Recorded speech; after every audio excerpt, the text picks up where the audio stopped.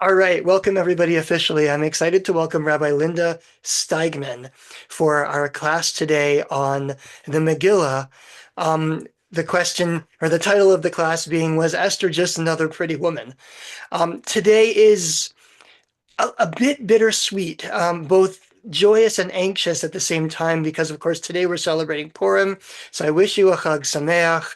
May we all have a happy and peaceful Purim holiday, which leads me to the other thing that's going on today, which is that I know our eyes and our hearts are all turned eastward as we watch what's going on in Israel, in Iran, in the Middle East in general, and we hope and we pray for peace to come soon.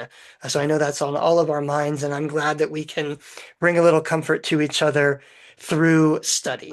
So I'm going to do a couple of things. I'm going to introduce our speaker, and then I'm going to lead us in the blessing for study, and then I'll turn things over to her, and we have an hour together to learn about Purim.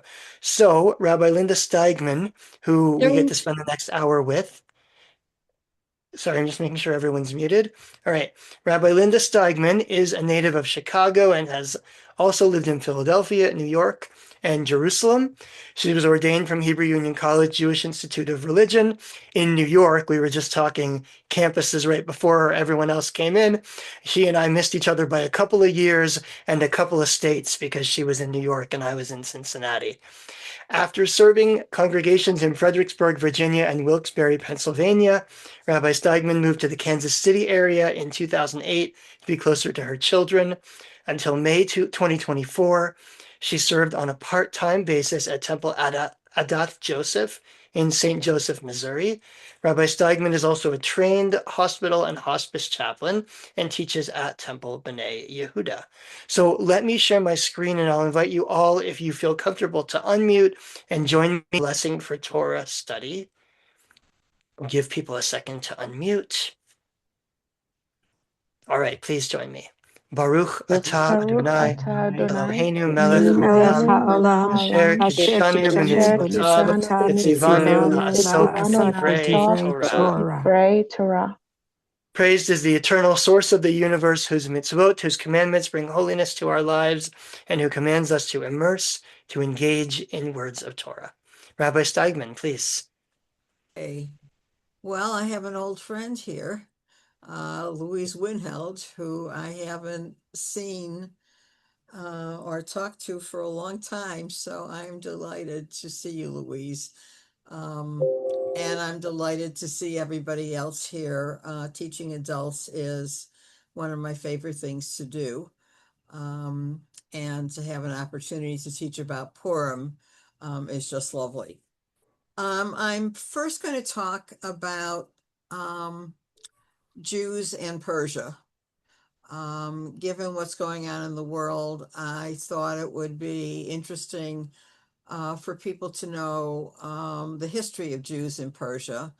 And so I'm going to talk for a while about that. Then I have a slideshow of probably more Renaissance paintings, interpretations of the story. Then we're going to have some discussion questions. And then we'll have time for any other questions. And when we do the discussion questions, please just use the yellow hand raise thing. It'll make life a lot easier. Purim has traditionally been a topsy-turvy holiday. Prayers and music in our Purim services may be out of order. Service leaders dress up in Purim finery. Somewhere in all this chaos, the megillah is read, Haman is booed, wine may flow freely, and everybody is in a joyful mood. This year feels different. For our Israeli family and friends, it was to be a joyful time after the horrors of the war since October 7th, 2023. Yes, for the children, Purim is being celebrated in bomb shelters throughout Israel. Although a ruling has come down that there can't be any public readings of the Megillah, including in bomb shelters, I think they were afraid that people would gather in synagogues to read the Megillah and they would be bombed. So Megillah reading is only to be done in one's home this year. Or online. They said it was okay to do it online, which is really an interesting ruling. But it's a scary time for the whole country of Israel. Truly, the world is topsy-turvy. The country at the center of this newest war is the country in which our Purim story takes place. Iran, only officially called that since 1935, was Persia, ancient and modern. So I've decided to start off today with the history of our ancestors in Persia to set the scene for the fictional Megillat Esther, the scroll of Esther, at the center of this holiday. I asked myself, what were the conditions of Jews living in Persia, and what do we know of the history of Jews in Persia? Jews have been living in Persia since the 8th century before the Common Era, when the Assyrian Empire conquered the northern kingdom of Israel. Only Judea in the south was still free, with Jerusalem at its center. When the Assyrians conquered a country, they instituted something called population transfer. Has anybody heard of this? No? Okay, good. They would take people of that country and send them to other lands outside of their country, to lands ruled by Assyrians, while people loyal to the Assyrian regime would populate the conquered country. The exiled people would be a minority wherever they landed, and thus would not be a threat to the rulers. The next influx of our ancestors into Persia occurred with the Assyrian conquest of Judea and Jerusalem, and the exile not only into Babylonia, but also into Persia. Again, population transfer as earlier. Our tradition teaches us that Esther's parents and Mordecai were part of that exile. When Esther's parents died, Mordecai adopted Esther and raised her as his niece. Some say his cousin. By the time our story takes place, there are Jews all over the Persian Empire, even unto the 127 states, so our story goes, of King Ahasuerus, who some historians identify as Xerxes. However, there is no historical material to suggest that a decree ever went out to kill all the Jews in Persia. Our ancestors were fairly safe there, with few exceptions. Shortly after the destruction of the first temple with its exile, the Babylonian Empire, under the leadership of King Cyrus of Persia, conquered the Assyrian Empire. It was Cyrus who, with Persian funds, rebuilt the temple, now called the Second Temple. According to an article by Dr. Daniel Amir on myjewishlearning.com, as Iran, still officially Persia, came under Islamic rule in the 7th century of the Common Era, Jews and other non-Muslims faced restrictions on their status and were granted legal protection in exchange for paying a poll tax. Yet, in spite of certain inequities, Jews were able to make political and cultural inroads and enjoy a degree of autonomy. Similarly, during the Golden Age of Spain, 8th to 11th centuries, under Muslim rule, Jews and Christians were considered protected because they were also people of the book called dhimmi, and because they were descended, like the Muslims, from Abraham. Both in Persia and Spain, our ancestors during these years reached prominent positions, sometimes even serving in the court of the ruler. Matters shifted considerably for Iranian Jews as the Safavid dynasty, there's a mouthful, consolidated its power over the country under the banner of Shiite Shiism, in the 16th century. These were times of economic and political hardship, with religious minorities subject to forced conversion. And then when the country was invaded by Afghanistan, Jewish communities again found themselves subject to population transfer and financial loss. By the middle of the 19th century, from a peak of 100,000 Jews, there was only about 40,000 Jews still left in the country in different cities. They lived in ghettos called mahallahs. The era of the Shahs that followed was a good one for the Jews, and the community expanded. But with the takeover of the country by the first Ayatollah Khomeini in 1979, conditions worsened, and about 2/3 of the Jews immigrated to Israel, Europe, and the United States, forming strong communities and preserving many of their customs and traditions. The Los Angeles area has the largest concentration of Persian Jews in this country and is a strong and financially secure community. How many of you are from the West Coast, from the LA area? One. Okay. All right. Today there are thought to be still around 9,000 Jews living in Iran. Why do they stay? They have strong communities and protected status in the country, even having a designated seat in Iran's parliament for all that's worth under a dictatorship. They have schools, community centers, synagogues, stores, and even a matzah factory.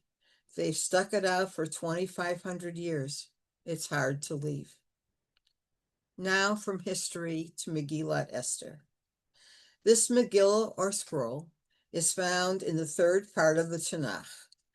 It's found in the Ketuvim or writings part of the Tanakh. It is the fifth of 5 scrolls, each of which is read on a different holiday or festival.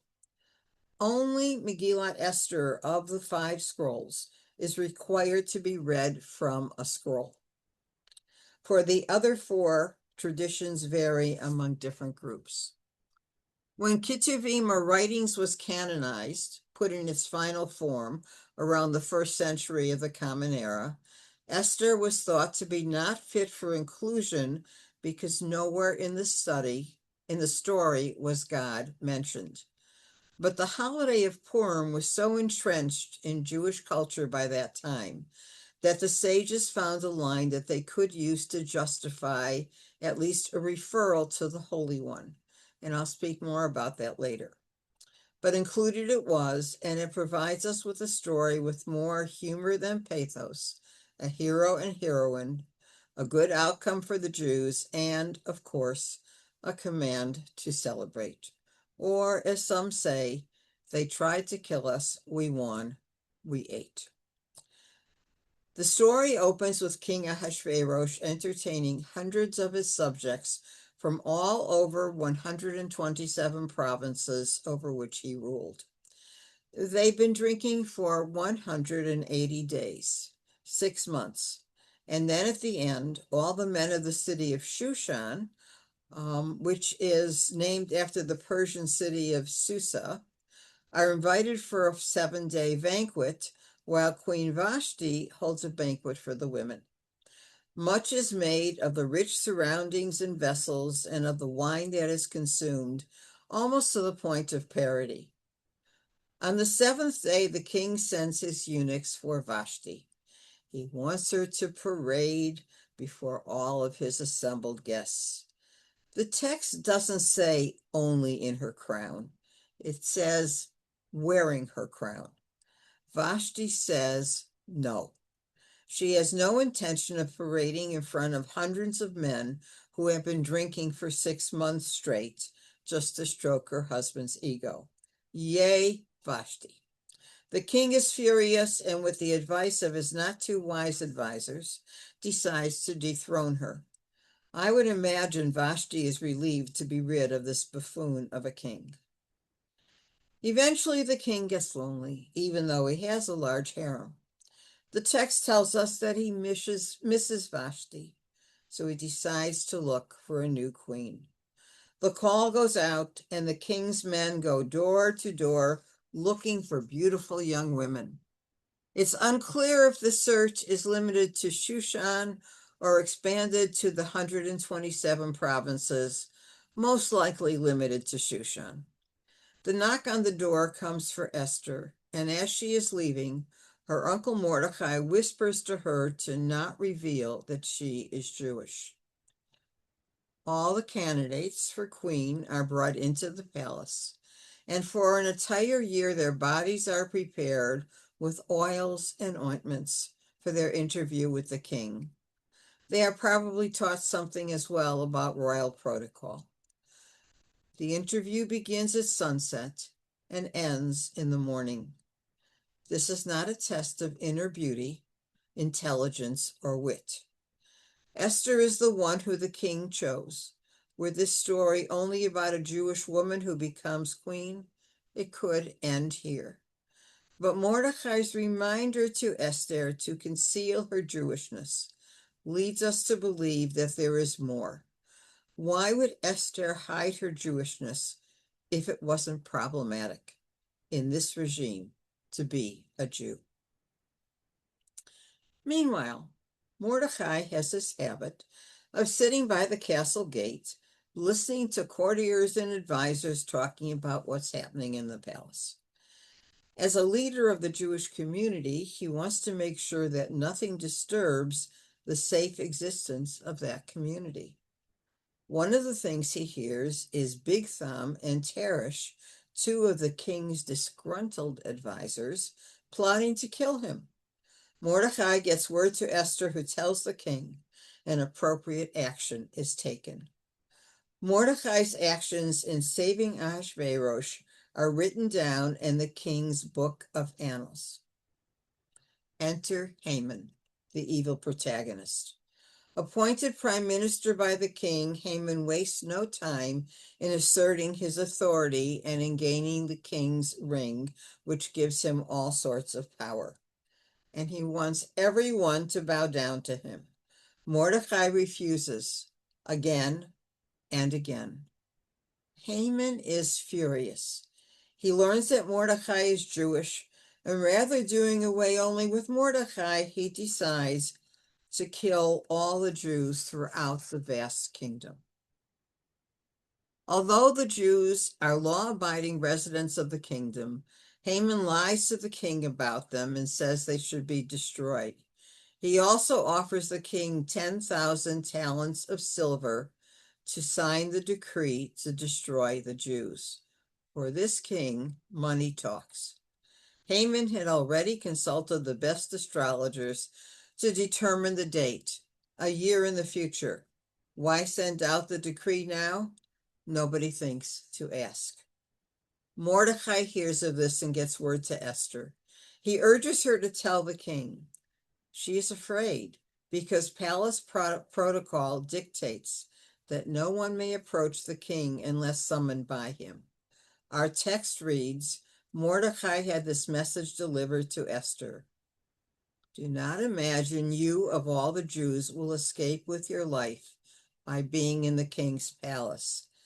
On the contrary, if you keep silent in this crisis, relief and deliverance will come to the Jews from another quarter, while you and your father's house will perish.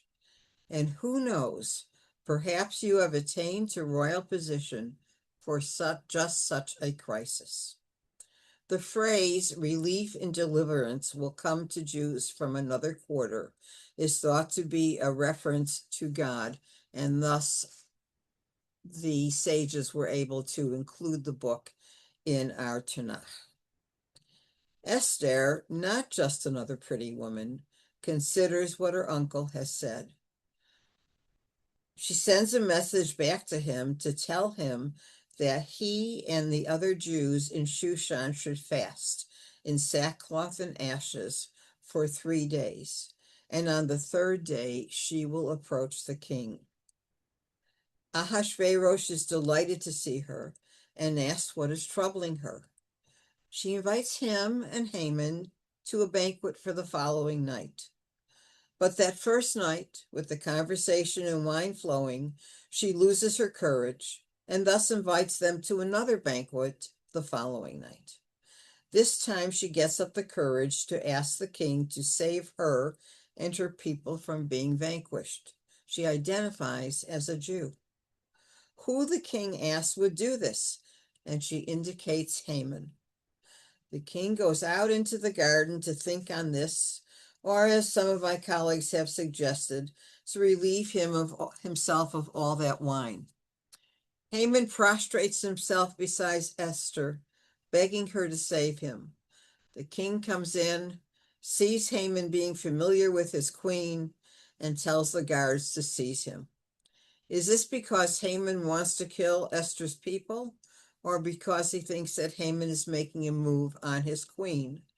I'll leave it up to you to decide, given this king's track record of decision-making. Haman is hung on the gallows he had constructed for Mordecai. Mordecai becomes prime minister. While the king's decree to kill the Jews cannot be rescinded, another decree is sent out to tell the Jews they can fight back. They do, they win, we survived, and a day of feasting and gladness in perpetuity was proclaimed.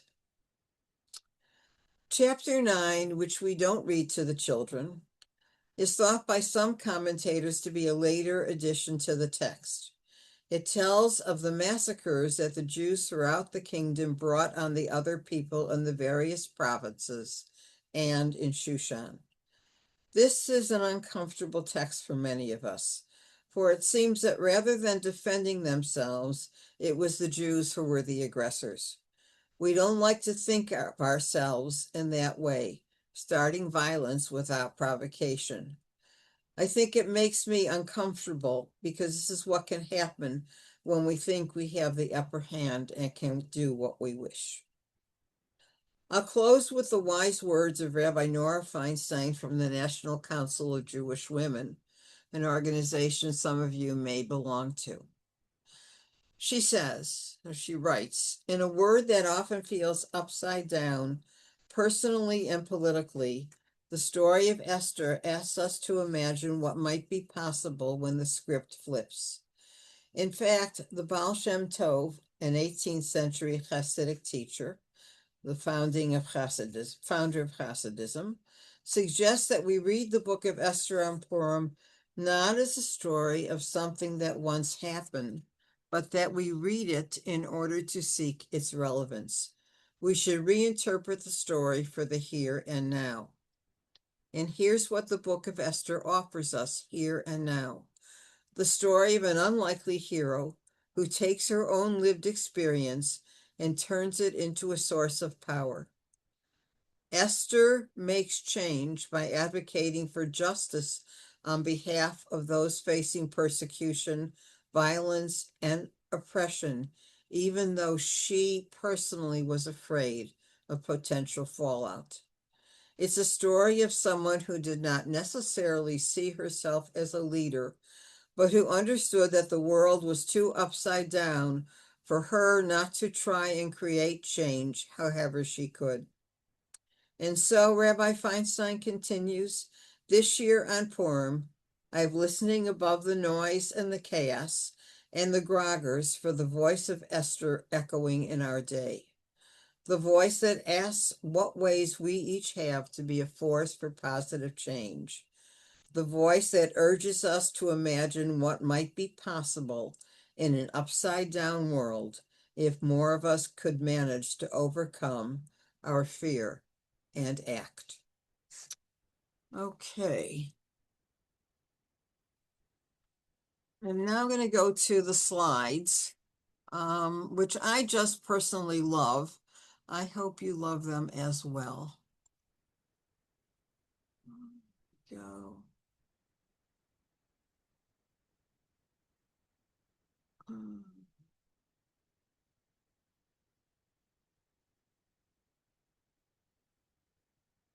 Okay. So this is a picture of Esther getting ready to go into the king. She's all bejeweled. There's a eunuch behind her. Someone else beside her. They're taking jewels out of a jewel chest, and she's dressed in a very ornate costume, and you can see the mirror beside her. This is another picture of the same scene of her getting dressed to go into the king. This one looks more like a peasant dress, much less ornate than the first picture, and it was probably painted somewhat later. This is a picture, as you can see, of Ahasuerus crowning his new queen. You can see his advisors in the background wearing their silly hats. And here we have Mordecai refusing to bow down to Haman. You can see other people are doing it, and Haman is furious that Mordecai will not bow down to him. This is a picture that I didn't talk about in my narrative, but some of you may remember that one night the king can't sleep, and he asks one of his advisors to bring the book of annals to him, and the person reads the portion about Mordecai saving the life of Ahasuerus. The king says, "Have we done anything to honor this man?" And the advisor says, "No, we haven't." And Haman is nearby in the court, and he hears this, and he is sure that he is the one that Mordecai that is to be honored. So he comes into the king, and the king says, Haman, what would you do for a man I wish to honor? And Haman says, I would dress him in the king's clothes, I would put him on the king's horse, and I would have somebody notable lead him through the city proclaiming, this is a man the king desires to honor. And the king says, well, Mordecai is the man I wish to honor. Please go get him and do as you have advised, and you will be the one to lead him throughout the city.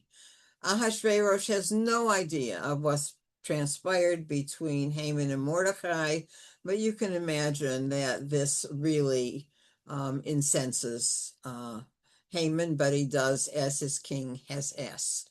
I think it's a great picture and a great story. Here we have a picture of Mordecai and Esther talking about what's going on. This never really happened because they were only allowed, according to what's written in the book of Esther, they were only allowed to communicate by notes. But it is a lovely picture, and you can see the bond between them. Here is what it says in Esther 4:14. If you remain silent at this time, relief and deliverance will arise from another place, but you and your father's family will perish. And who knows but that you have come to your royal position for such a time as this. And here we have Esther 4:16 with the comment being courageous. I have no idea where this came from. I will go to the king, even though it is against the law. The king would have to call for her. And she said, and if I perish, I perish. But she doesn't, because she goes into the king, very ornately dressed, and Haman holds out his scepter to her. In this picture, he looks pretty old. She's pretty young. He does look very old in that picture. Here's the banquet where Esther points to Haman as the one who wants to destroy her people. You can see Ahasuerus is not really happy about it, and Haman is I think he's upset to hear this news and frightened. And here's another interpretation of the same scene. Here we have Haman prostrating himself in front or at the side of the queen. when Mordecai comes in from the garden, when Ahasuerus comes in from the garden and sees this scene, he's angry and he tells the guards to take Mordecai and hang him. And that's the end of the slides. So I'm going to stop for a minute and take some questions now, and then we'll go on to the discussion questions I have. Rabbi Streifer, where are you? I'm here. You're So there, good. if there are questions or comments, what I would invite people to do is to raise your hand electronically, which you can do in the React button at the bottom of your screen. I see Bob to begin with. Go ahead, Bob. Where's Bob? There's Bob. I was interested to know who the artists were who painted some of those Yeah, pictures. and I You couldn't didn't find mention them. any of that. I was interested as well. I couldn't find them. Oh, foolish. I got these pictures from several places years ago off the internet, and I just didn't know who they didn't say who the artists were. I'm going to do a bigger search, so next time I do this, I can have the artists there. It's a really good question. I'm sorry I don't have that information for you. So I see Margaret. Go ahead, Margaret. There's Margaret. Margaret, you're muted. Oh, there we go. There you go. What do you make of the interpretation, I think it was from the 1970s in feminist circles, that Vashti is really the woman to be admired in this story? I remember that my daughter was dressing up in Purim costumes at that year. Maybe it was a little past that. I think it's wonderful. I think she was just as brave as Esther. And, it was a time when women's lib was getting stronger, and I thought it was wonderful. What did you think of it? Yeah, I think, but she disappears from the story. And I was thinking about it today, and it's because Esther is our story and Vashti is not. So that's why we have the story based on Esther. Right. But if you look at it more objectively, I mean, she was really quite brave to say, hey, I'm not going to, dance with 7 veils and nothing else in front of you and all your drunk buddies. Well, it doesn't say that. It just says she has to wear her crown. I Well, mean, whatever. she had a dance, and we don't know that for sure. But some of the commentary says that Esther was Vashti was from the important family, and her family had been on the throne, and Mordecai married into that family. So Vashti still had some power. And she wasn't going to be, and there's nothing that indicates that she was killed. She comes out all right. And as we see from some of the king's decisions and actions, she may be relieved to be rid of him. But I would love to, if it were a true story, we might be able to trace a Vashti, but that's an interesting point. Okay. Thanks, Margaret. Next. Before we go to the next person, I was just thinking about that in some ways, Vashti and Esther are two sides of a coin where Esther in some ways uses what I think is like sexual power, right? She's beautiful. She's chosen to be queen. Right. She uses that, what you think of as sort of like traditional feminine power in order to save the people. Vashti refuses to use that, right? And so and without choosing one or judging either of them, I think it's just sort of worth noting that those in some ways are two avenues that may have been open to women in that world. And so Esther and Vashti really are sort of opposite sides of a coin in that sense. But Vashti had more power, if we listen to the commentators, than Esther did. And I think that's a real difference. But there's lots of things we could do with that. I bet the Lilith magazine has done some stuff on that. Yeah. So they had a big Vashti article, I think, during the 70s. I'll have to look it up. Okay, I think I see Louise. We'll go to Louise and then DB after that. I thank you. If you could go back to I think it's the second to last slide, Mhm. because Which one is it?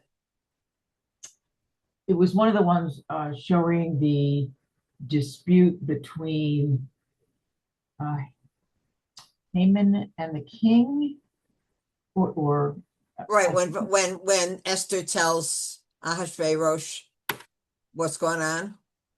yeah, I think it was the Okay. second to last slide. Okay. Because if you can go back to that, is that possible?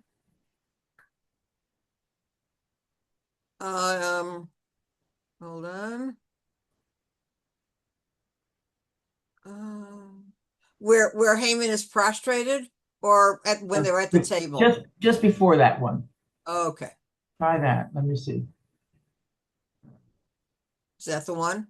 Yeah, the man on the right is the king. Is that correct? Right, right. Okay, then maybe it was the previous slide to that. All right. Yeah. Um, anyway, you would no go back one more. I'm sorry, number 10. Okay. Yeah, I thought that Esther here was uh, re- kneeling in front of the king, not Right. okay, because I thought you had said it was Haman. That's because she went into the throne room unbidden. Right, right. Right. I thought you had said that was Haman, and I thought it was the king. No, that's the king. Yeah, okay. Thank So you. was that the one you wanted to see? Yes, thank you. Okay, sure. All right. Any other questions? Yep, let's go to DB. Yeah, I was just wondering what your thoughts were on why the Book of Esther was added to later in the Greek version to be more religious. Um, I think it was written during a time when people were more concerned about keeping kosher and praying. Remember, when the book of Esther was put in the canon, when it was written, the original book, it was still during the time of the temple. When the additions to Esther were written, it was in a time of exile, when prayer held more meaning for the people. And I think that may be a piece of it. And I think it just reflected the voices of the people who were writing it, the lives they were leading. That they couldn't imagine that a nice Jewish girl wouldn't keep kosher and pray. Does that make sense? Thank you. Okay, you're welcome. Anybody else? I have one more question, if you don't mind. Sure. You reminded us of something interesting today, which is that in the end, you said something like, does the king hang Haman because of, the conspiracy, or is it because he thinks he's trying to sleep with his wife? And Mhm. so that's an open question in the book of Esther, right? Which raises Right. this question of, is Esther really about justice? And of course, the rabbis like to read Esther as God is behind it. God is trying to save the people. There's justice here. Or is Esther actually about palace machinations? Is Esther just about who's in power? And in the end, you want to be the person in power, right? And of course, Jews for centuries we've had court Jews who had to cozy up to the king. And I wonder if you can speak a little bit about sort of what is the message of that scene. Well, I think it's unclear because we don't know the mind of the king, except that he doesn't think very clearly at times and that he drinks a lot, right? Um,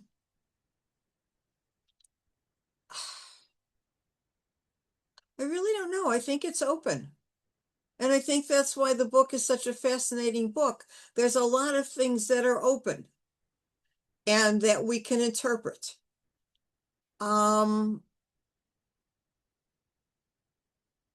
The end of it is that the Jews get saved, but we don't really know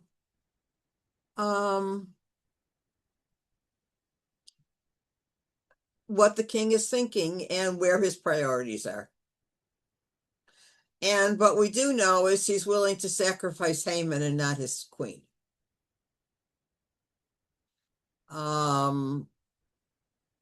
Whatever that's worth. Okay. Thank you. It looks like we have one more And- question from James.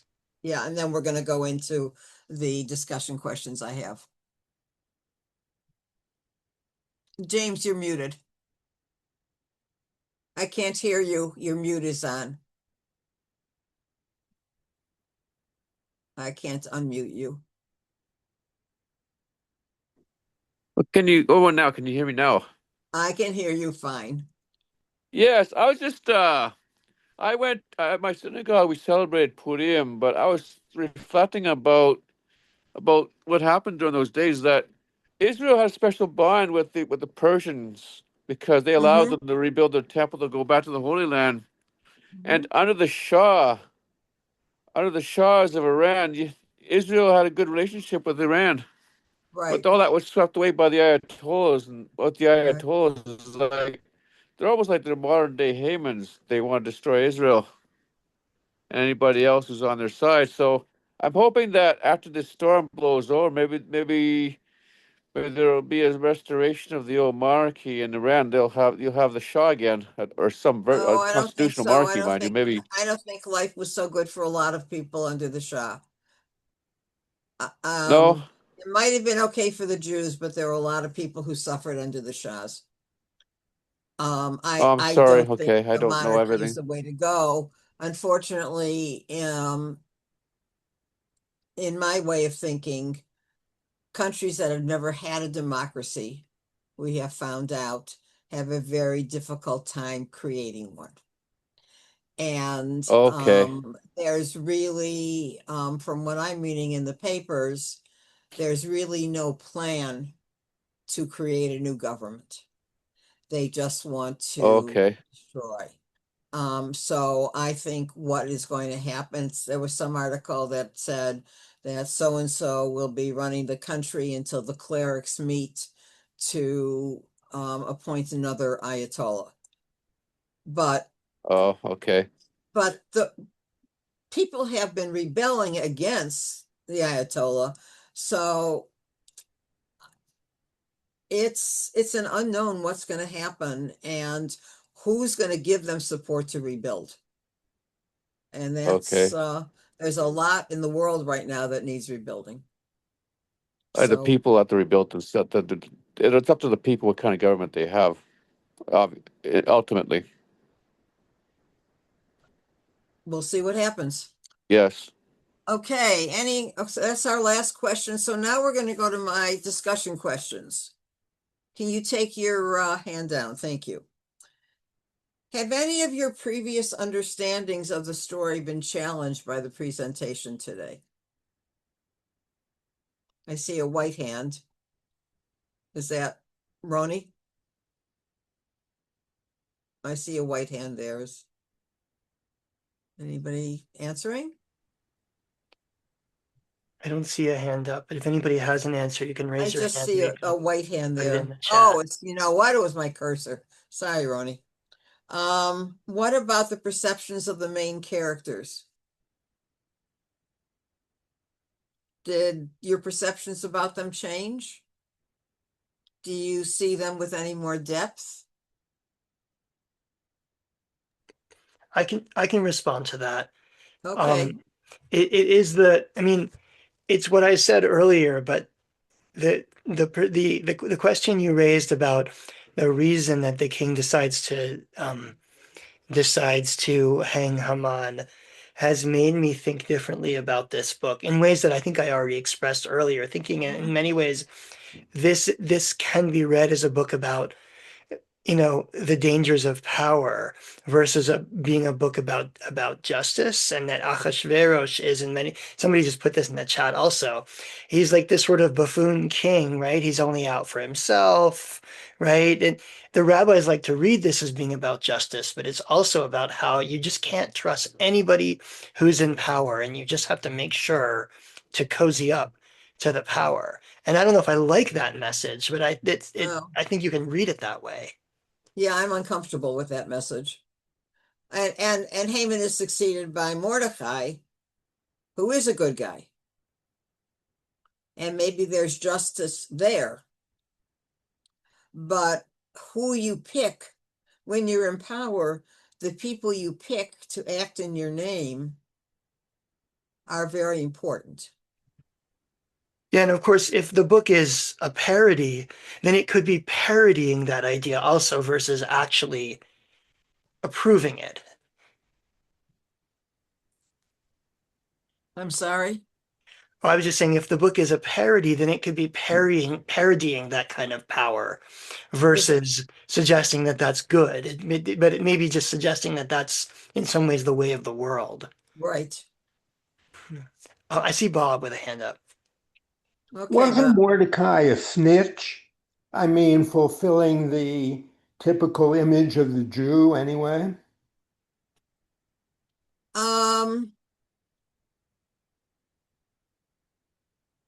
I like to think of him as on the lookout for anything that's going to harm the Jews or the Jewish community. Or the king? Yeah, we have people who have relationships with the White House, don't we? Yeah, that's part of the They problem. may not want the people, they may not be the people we would like to be on the inner circle, but we do have people, and I'm not talking about Stephen Miller. But there are people in the Jewish community who keep their ear on the White House, whose job it is to do that. So why would Mordecai be a snitch? Well, in the story, it's described that he is a snitch. He's sitting outside the gate and Well, that's overhearing. the only way he can get information. Well, that's the essence of a snitch. Yeah. Oh, how many of you, but just raise your hands if you think Mordecai was a snitch. Just Bob.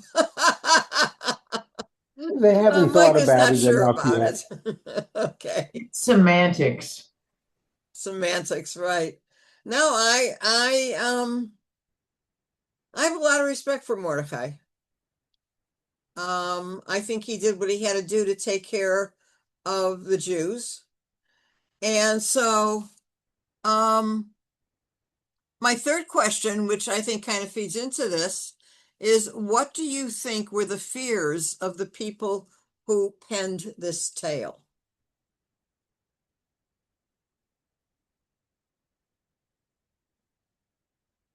Anybody? What do you think they were worried about? Sabrina just put in the chat that she thinks they were worried about genocide. They had seen it before. Probably, or quite possibly. And that's exactly what Haman wanted to do. Anything else in the chat that I should be aware of? Let's see. There's been a discussion, well, which I referenced earlier about the idea here. Vicky said, or is the king looking for an excuse or is he weak? This king is only out for himself. Sounds very current. That's a comment from Vicky. Yes, within a very narrow perspective.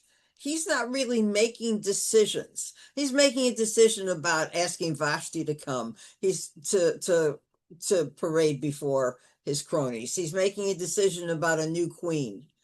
But Haman is making the decisions for the country. I think there are parallels, but I didn't want to get political.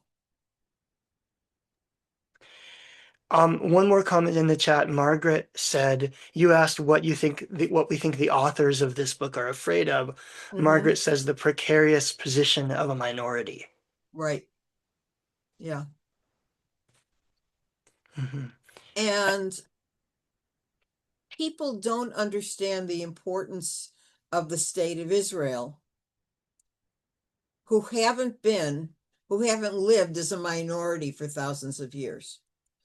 And I'm not talking about the government of Israel.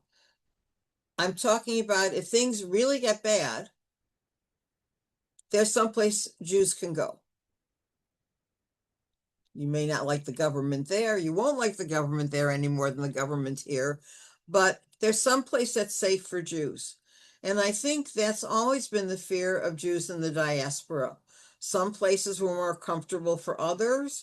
Ironically, when we lived under Muslim rule, we were better off than we lived when we lived under Christianity. But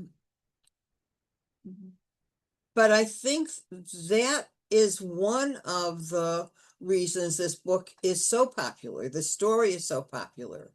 It shows that we can live as a minority and be safe. And people needed that reassurance through the years.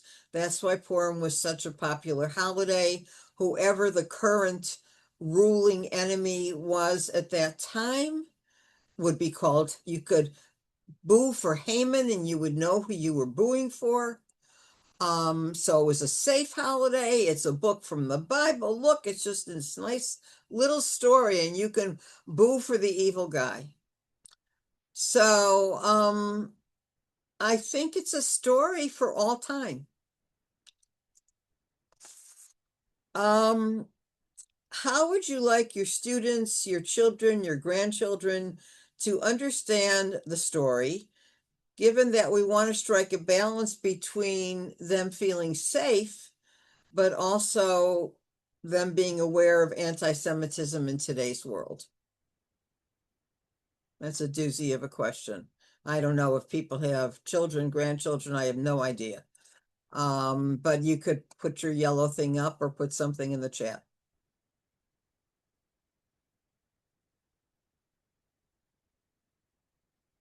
Nobody has a thought on that.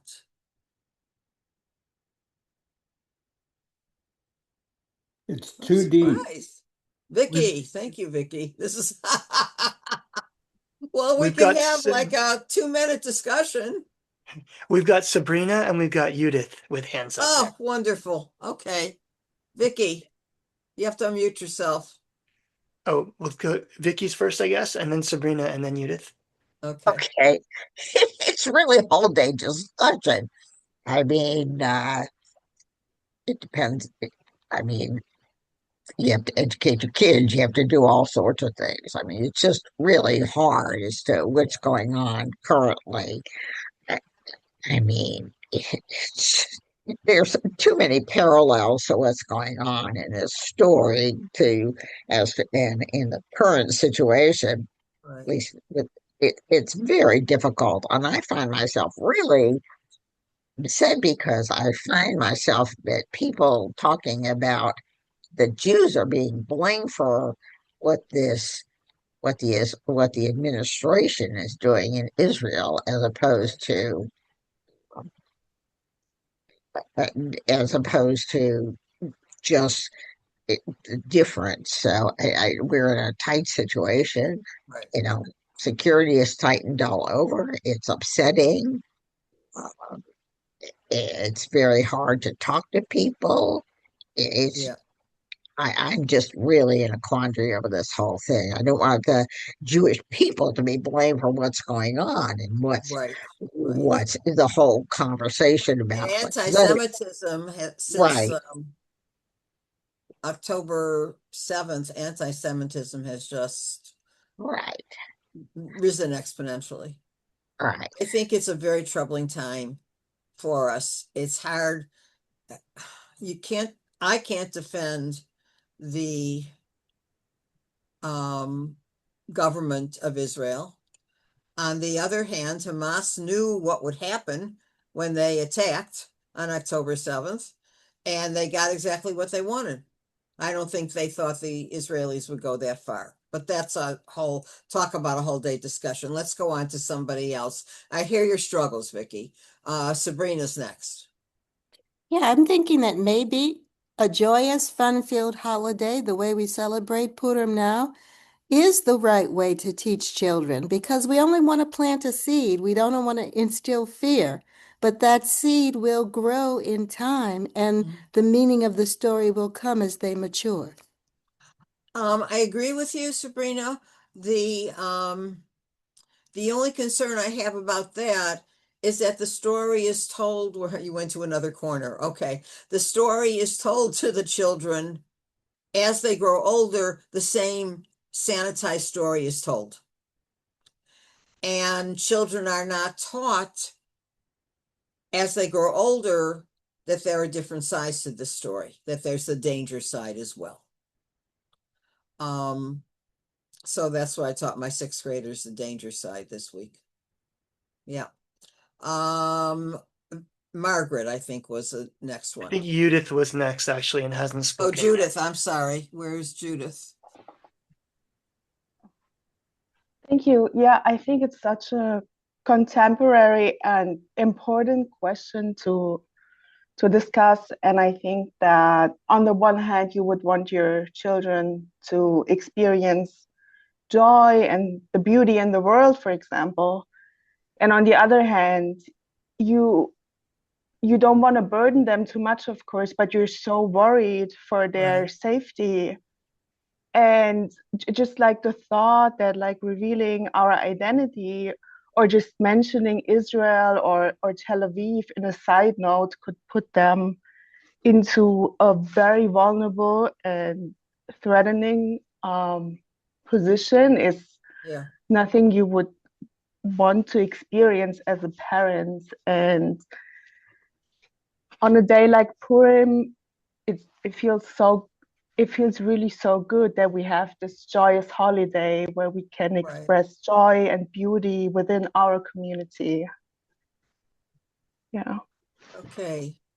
Yeah, I think we need, Purim became a release, like a pressure cooker or an Instant Pot, that you could, celebrate Purim and feel better about going on with your life. Yeah. And we need those releases. Yeah. Right. Yeah. Okay, Margaret.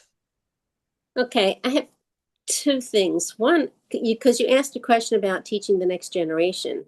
Right. And for some of us, I have 3 sons. One is married to a woman who was Jewish, who is now the president of her congregation. One son went to a day school and is on the board of Hillel at his college, and the other on his own has gone to public high school, but has continued to study. So these kids who are now, well, nearly 18 and 20, they're aware of the world and their world. My other 2 sons have not married women who are Jewish. And I don't know what decisions they're going to make with regard to bringing up their children and what awareness these kids who are not, I'm going to use the word purely Caucasian. One is, well, her mother was adopted, but so she's part Korean by heritage. And the other, the other one, the family is from Bangladesh originally. So my new daughter-in-law is Muslim.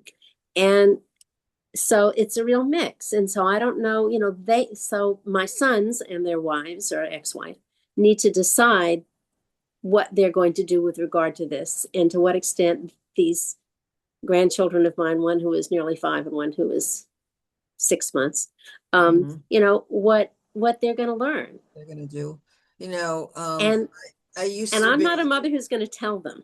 This is another discussion which I'd be glad to have with you. Not here. I used to do outreach work for the reform movements in Philadelphia, working with interfaith couples. And I did that for 7 years. And this is a discussion that those skills. But I'll tell you, when I do a wedding for an interfaith couple, I only will do the ceremony. First of all, not co-officiate, but secondly, if there is a strong commitment to raising children in Judaism and only Judaism. So, right. And so my son and his wife were married by. Margaret, I apologize. All right. I don't want to get anything We're personal. over our time, and so I'm sure we could talk about this for a long time. But I have another point about the book of Esther, which is at the very end. It's really quite brutal, and so if you read it all the way through it, and I don't remember if it's in the Apocrypha, the rest of it or not. Yeah. Because you said something about something that was added, because I know I've read it. And the Jews then turn around and slaughter everybody else. It's not only Yeah, that that's what I said. That's what I Haman said. and I his was so sons get uncomfortable about. hanged, Yeah. so that line is eliminated. But the Jews are incredibly vindictive. And Yes, I have and an that issue makes with me that incredibly personally. uncomfortable. Yes. That's We all have to stop, Margaret. I'm sorry. Our time is up and we want to get on here. Yeah. But thank you for your thoughts. I appreciate it.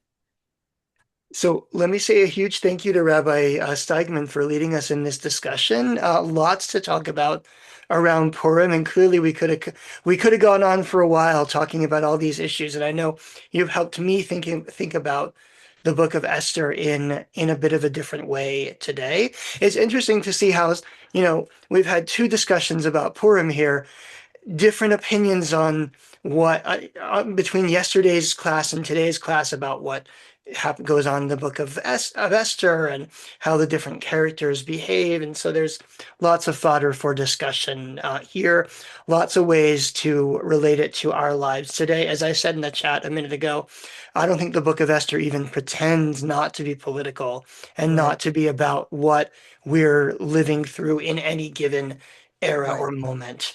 So a huge thank you to Rabbi Steigman. Thank you to everybody for being here. And we will look forward to seeing you again soon. If you are interested in further learning through La Asok, I'm just going to drop my email into the chat. Shoot me an email. There it is. And I'll reach out to you and we'll find a time to talk about further learning opportunities. A peaceful and happy rest of your Purim, everybody. Thanks again, Rabbi Steigman, and we'll see you all soon. Thanks, everyone. Bye-bye. Purim Sameach.